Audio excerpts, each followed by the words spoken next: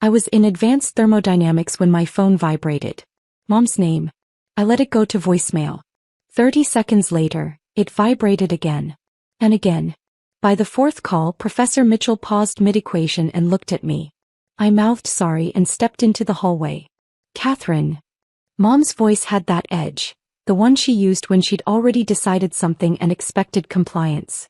I've withdrawn you from school. You need to come home immediately.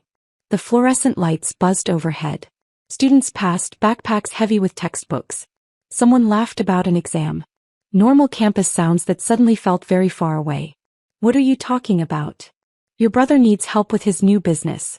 Real family support, not this selfish academic fantasy you're living. I've already submitted the withdrawal forms to the registrar. You're done there. My hand tightened on the phone. You can't withdraw me. I'm 23 years old. I'm listed as your emergency contact. They were very accommodating when I explained you were having a mental health crisis and needed to come home for treatment. Her voice brightened, pleased with her own cleverness. Your father agrees this is best. Brandon's company needs someone to handle the bookkeeping, and frankly, you owe this family after everything we've invested in you. I closed my eyes. Counted to 3. Opened them. I'll call you back. Catherine, don't you dare. I ended the call and walked directly to the administration building. The autumn air was sharp, biting through my sweater. My breath came out in clouds. The Shaw Engineering Building rose to my left. 5 stories of glass and steel, completed 18 months ago. My grandmother's legacy. My responsibility.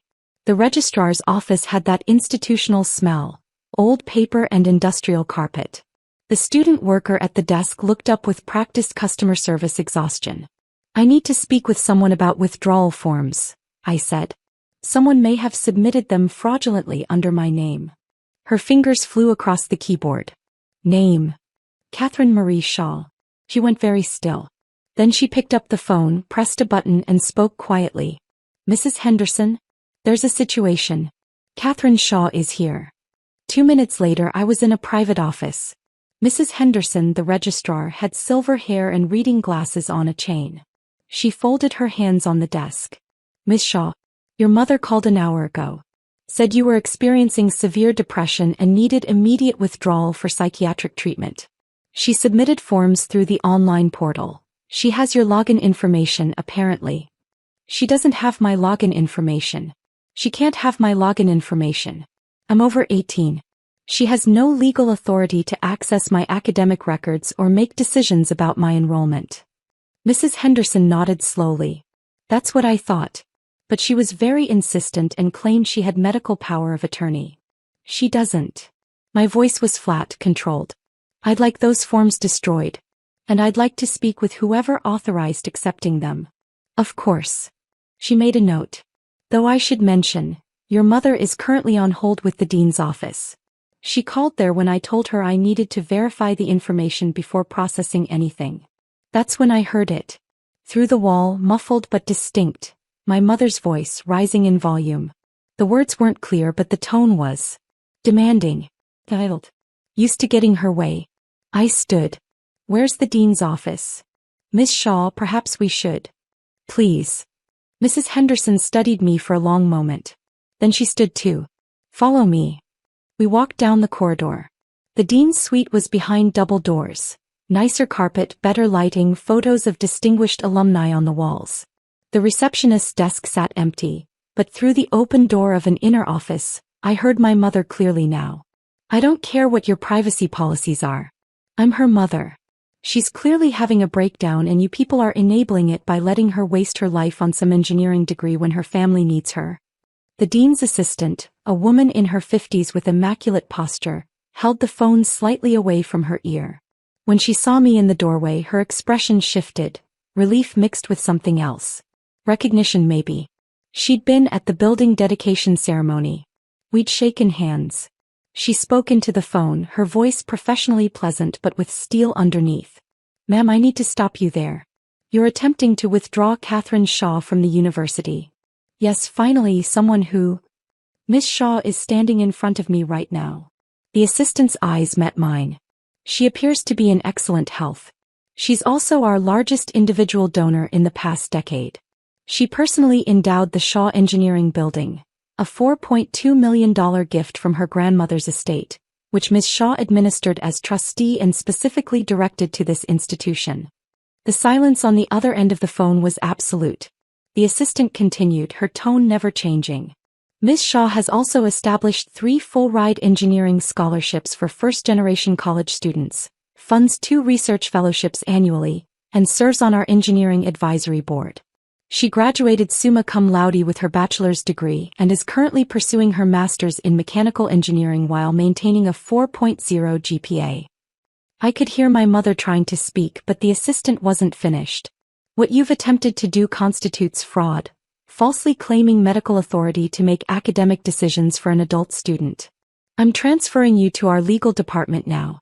They'll want to discuss the forged documents you submitted to our registrar. She pressed a button. The hold music started immediately, tinny, institutional. Then she hung up and looked at me. I apologize, Ms. Shaw. This should never have gotten this far. It's not your fault. My voice came out steadier than I expected. She's persistent. Mrs. Henderson, who'd followed me in, made a note on her tablet. I'll flag your account with the highest level of protection. No one can access or modify anything without your physical presence and photo ID. I'll also alert campus security to the situation. The assistant nodded. I'll brief Dean Morrison. She'll want to know about this. Thank you. I turned to leave, then stopped. Actually, could you give me the number for your legal department? I think I need to have a direct conversation with them about next steps. She wrote it on a card and handed it to me. Our fingers touched briefly. Hers were warm, grandmotherly almost. You've handled this with remarkable composure. I wasn't sure about that. My hands were shaking. But I'd learned something over the past 2 years since Grandma died and left me everything. Her estate, her trust in my judgment, her belief that I could do something meaningful with the gift she'd given me. Some people see money as control. Others see it as responsibility. Grandma saw it as freedom. The freedom to choose your own path. The freedom to say no. I walked back across campus. Called the legal department. Spent 40 minutes on the phone explaining the situation. They used words like identity fraud, and FERPA violation, and cease and desist letter. They said they'd handle it. That the university took these matters very seriously. Then I sat on a bench near the engineering building and finally let myself feel it. Not anger exactly.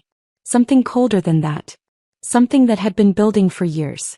Every family dinner where Brandon's failed business ventures were bold risks, while my academic achievements were nice. But when are you getting a real job? Every time Mom borrowed money, just until Brandon's deal goes through, money that never came back. Every guilt trip about not being there for the family, as if proximity was the only measure of love.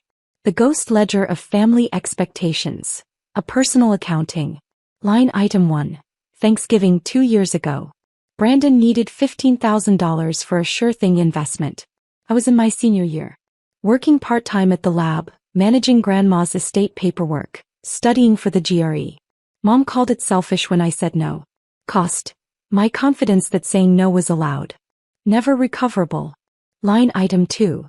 Summer internship at Boeing, turned down because family needs you home for Brandon's latest startup launch party. I served drinks while he pitched an app that never materialized. Cost. Professional opportunity, 3 months of advancement. Permanent career delay. Line item 3. Grandma's funeral. Brandon complained about the will in front of mourners. Mom said I should share the inheritance since Grandma didn't understand I'd wasted on education. Cost. The ability to grieve in peace. A memory contaminated forever. Line item 4. Every phone call that started with your brother needs and ended with my resources. Time, money, emotional labor, extracted like taxes. Cost. The years I spent believing that being capable meant being obligated. The years I thought love required depletion. The gambler's fallacy applies to families too. I kept thinking if I just proved myself enough, graduated with honors, got into the master's program, made smart decisions with Grandma's trust, they'd see me as something other than a resource to be mined. But they didn't want me to be successful.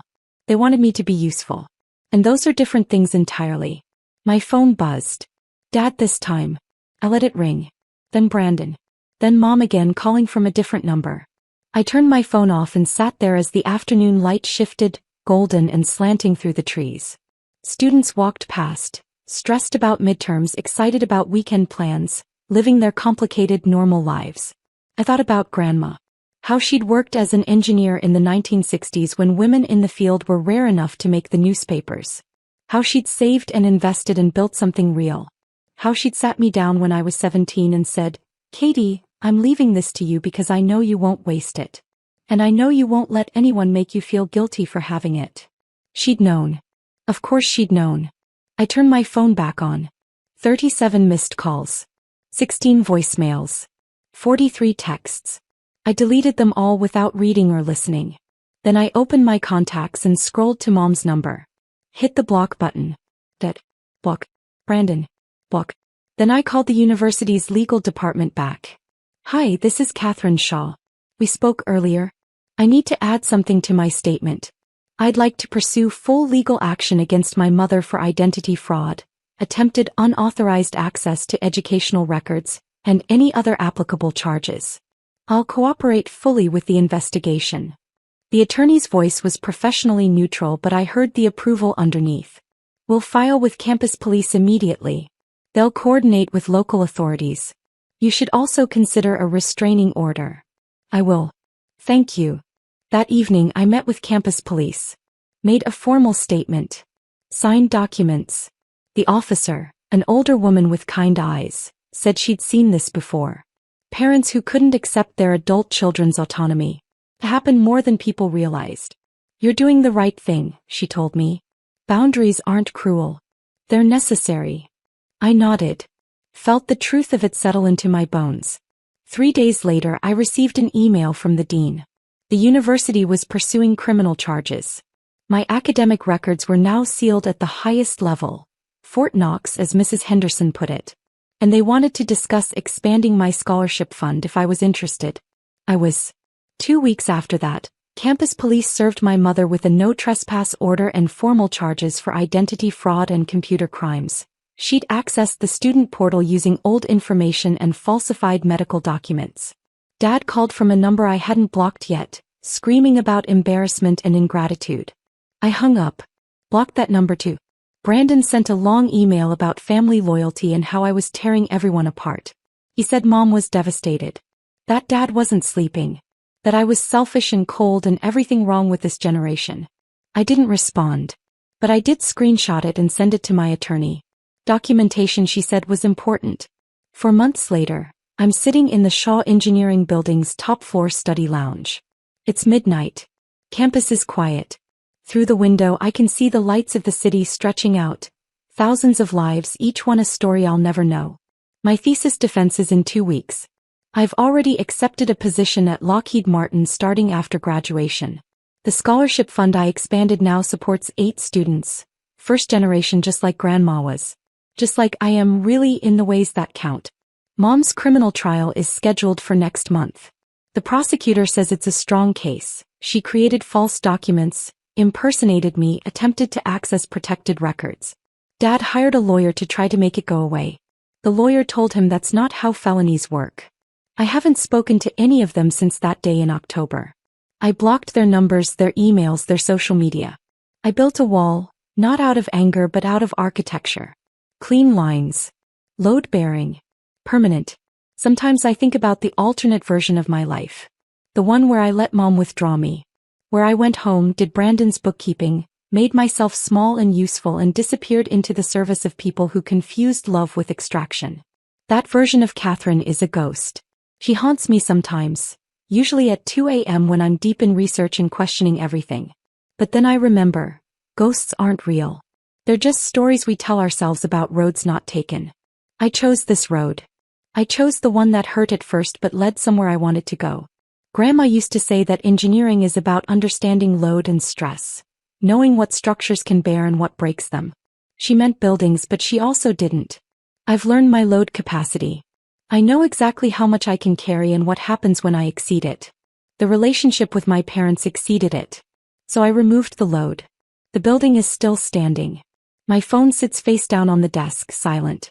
The thermodynamics textbook is open to chapter 17. Outside, snow has started to fall, The first of the season, soft and quiet. They wanted to control my education, my future, my freedom.